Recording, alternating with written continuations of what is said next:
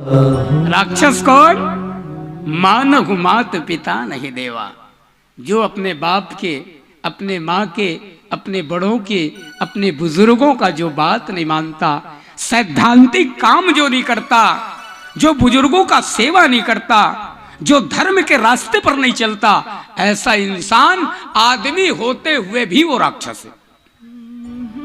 ओकरे कारण जिसको न निज गौरव तथा निज देश का अभिमान है, वह नर नहीं नर पशु निराग है और मृतक समान है। मर्द जन्म लेकर के जो मर्द चार चीज का सेवा नहीं करता, वो मर्द मर्द नहीं है भाई, मुर्दा में शुमार। कौन कौन चार चीज? पहला माँ, दूसरा बाप, तीसरा गुरु और चौथा धरती। भगवान अगर हमला मर्द बना के भेजे है भैया, भगवान अगर दुनिया में हमला इंसान के रूप में मर्द बना के भेजे है भाई, तो आप सबसे दोनों हाथ जोड़ के निवेदन है, चार ठन के सेवा करना हमला। एक के साइड